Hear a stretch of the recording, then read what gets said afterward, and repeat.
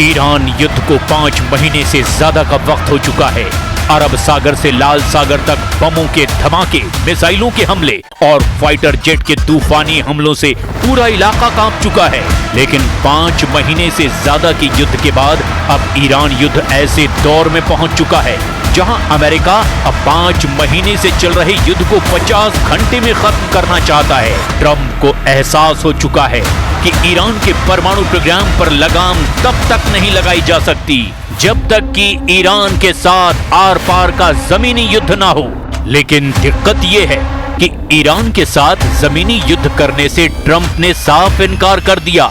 यही वजह है कि अमेरिकी सेंट्रल कमांड यानी कि सेंटकॉम ने अपने 20 युद्ध पोत से हॉर्मुज पर कब्जा करने का नया प्लान एक्टिव कर दिया है। इधर मुस्तफा के नए वीडियो और मुस्तफा और राष्ट्रपति मसूद पजेश्कियन की आपात मीटिंग से वॉशिंगटन से लेकर तेल अवीव तक जबरदस्त खलबली मची हुई है। दावा ये किया जा रहा है कि ईरान ने अपनी परमाणु चाल में ट्रंप को पूरी तरह से फंसा दिया है और अब ईरान युद्ध अमेरिका और इजराइल के साथ साथ अरब देशों पर भी बहुत भारी पड़ने लगा है।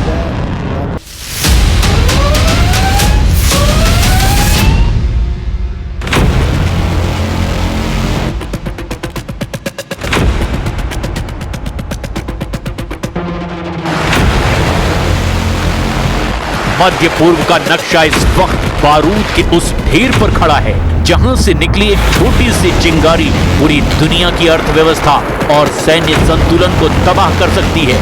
फरवरी में शुरू हुआ अमेरिका, इजराइल और ईरान का युद्ध अब अपने सबसे घातक और निर्णायक मोड़ पर पहुंच चुका है। फारस की खाड़ी से लेकर यमन के मोचा तट तक और तेहरान के गुप्त बंकरों से लेकर वॉशिंगटन के ओवल ऑफिस तक अगले 48 घंटे इतिहास की दिशा बदलने वाले हैं। एक तरफ अमेरिकी राष्ट्रपति डोनाल्ड ट्रंप बिना किसी न्यूक्लियर डील के युद्ध से बाहर निकलने का एक गुप्त रास्ता तलाश रहे हैं, तो दूसरी तरफ तेहरान के बंकरों से सुप्रीम लीडर मुस्तफा खामनेई की रहस्यमयी मौजूदगी और राष्ट्रपति मसूद पजेश्कियन के साथ हुई इमरजेंसी मीटिंग ने पूरी दुनिया की खुफिया एजेंसियों को हाई अलर्ट पर डाल दिया है। अगले 48 घंटों में मिसाइलों और ड्रोनों का भयंकर तांडव देखने को मिल सकता है।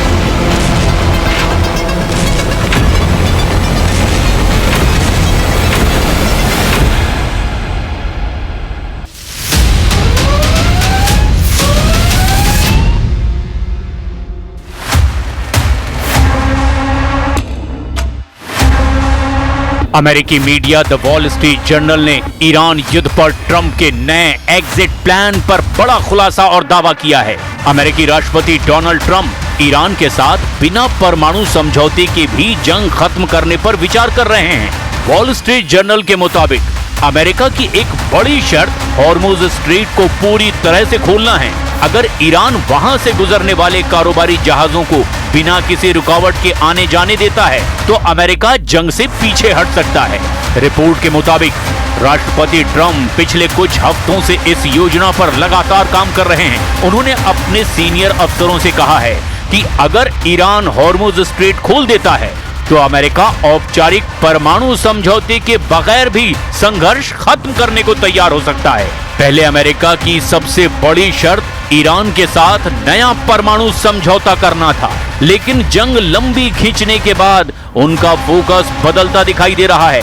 वॉशिंगटन में अमेरिकी राष्ट्रपति डोनाल्ड ट्रंप के लिए ये युद्ध एक नासूर बनता चला जा रहा है। अमेरिका में मध्यावधि चुनाव में 3 महीने से भी अब कम का वक्त बचा है और 5 महीने से जारी इस युद्ध का अब तक कोई ठोस हल नहीं निकल पाया। ट्रंप प्रशासन के अब ये गले की फांस बन चुका है। द वॉल स्ट्रीट जर्नल की ताजा रिपोर्ट और ताजा तरीन राजनीतिक घटनाक्रम के मुताबिक राष्ट्रपति ट्रंप अब ईरान के साथ बिना किसी औपचारिक न्यूक्लियर डील के भी ये युद्ध यहीं खत्म करने और अपनी जीत का ऐलान करने को तैयार हैं। ट्रंप का नया प्लान सिर्फ एक शर्त पर टिका हुआ है, ईरान हॉर्मुज को जहाजों की आवाजाही के लिए पूरी तरह खोल दे। लेकिन तेहरान ने ट्रंप के इस फेस सेविंग एग्जिट प्लान पर पानी फेरते हुए बेहद कड़ी शर्तें रख दी है। अरबों डॉलर का मुआवजा ईरान ने अमेरिका से युद्ध के दौरान हुए नुकसान के मुआवजे के तौर पर मांग लिया है।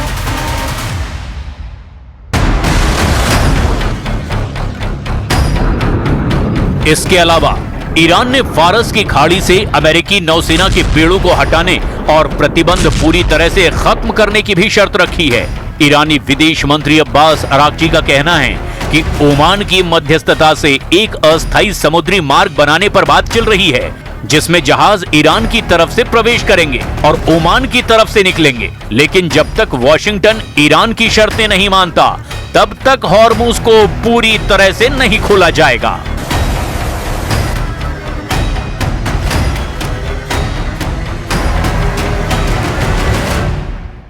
Our negotiations with Oman are regarding the determination of a new maritime route in the Strait of Hormuz. These negotiations have progressed well. I can say we are in the final stages, and the old existing routes will be replaced with new ones. Specialists are currently working on the maps. Of course, this does not mean the opening of the Strait of Hormuz. This agreement may take place, but the opening of the Strait of Hormuz is contingent upon the fulfillment of a set of other conditions, which have, in any case, been conveyed through intermediaries.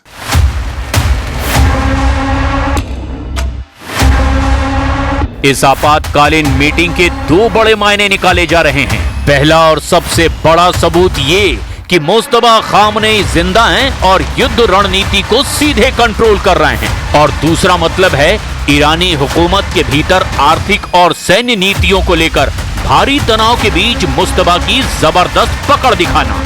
दावा ये किया जा रहा है कि meeting के जरिए अमेरिकी प्रतिबंधों और समुद्री नाकेबंदी की वजह से ईरान में मुद्रास्फीति 80% के पार पहुंच चुकी है। उसे लेकर ईरान के भीतर बुनियादी खाद्य सामग्री का संकट गहराता जा रहा है और इसे लेकर मुस्तफा ने कई बड़े फैसले किए हैं। वहीं खुफिया सूत्रों का दावा है कि इस बैठक में रिवोल्यूशनरी गार्ड्स यानी कि IRGC के नए प्रमुखों को निर्देश भी दिए गए हैं कि यदि अमेरिका और इजराइल ने दबाव कम नहीं किया तो फारस की खाड़ी में व्यापारिक जहाजों पर हमले और तेज किए जाएं। इसके अलावा सुप्रीम लीडर मुस्तफा ने सर्वोच्च राष्ट्रीय सुरक्षा परिषद यानी SNSC की कमान पूर्व IRGC कमांडर मोहसेन रजाई को सौंप दी है, जो इस बात का संकेत है कि अब ईरान समझौते के मूड में कम और ऑल आउट वॉर के मूड में ज्यादा है।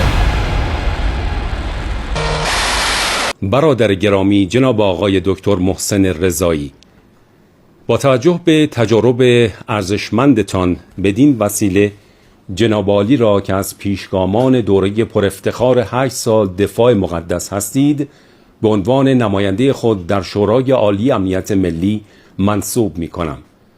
امیدوارم در انجام این مسئولیت مهم کمال موفقیت را کسب نمایید.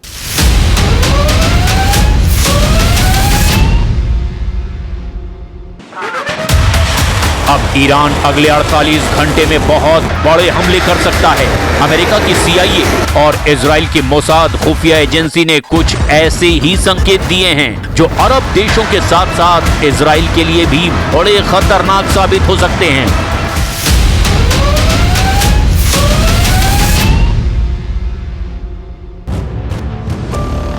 ईरान सऊदी अरब की आरामको ऑयल इंफ्रास्ट्रक्चर पर हमला कर सकता है। जाजान और रास तानूरा में आरामको के तेल ठिकाने ईरान के निशाने पर हैं। दावा तो ये भी किया जा रहा है और इराक के शिया मिलिशिया द्वारा स्वार्म ड्रोन और क्रूज मिसाइल अटैक सऊदी अरब पर हो सकते हैं।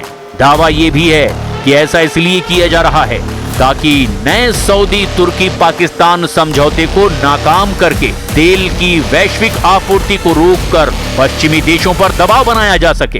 हॉर्मुज और ओमान की खाड़ी में ईरान हमला कर सकता है। ईरानी रिवोल्यूशनरी गार्ड्स यानी कि IRGC की नौसैनिक नौकाओं और एंटीशिप बैलिस्टिक मिसाइलों जैसे फतेह 2 या फिर सेजिल के द्वारा तेल टैंकरों पर हमले किए जा सकते हैं। ईरान अमेरिका और उसके सहयोगियों को यह संदेश देना चाहता है कि बिना मुआवजा और प्रतिबंध हटाए हॉर्मुज से एक भी तेल टैंकर सुरक्षित नहीं गुजरेगा।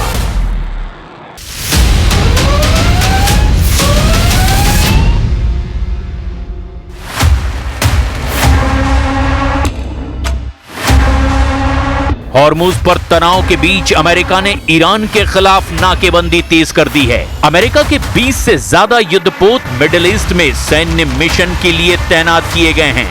अमेरिकी सेंट्रल कमांड यानी सेंटकॉम के मुताबिक इस मिशन में ईरान के खिलाफ नाकेबंदी को सख्ती से लागू करना भी शामिल है। ये तैनाती स्ट्रेट ऑफ हॉर्मुज के आसपास बढ़ते तनाव के बीच की गई है।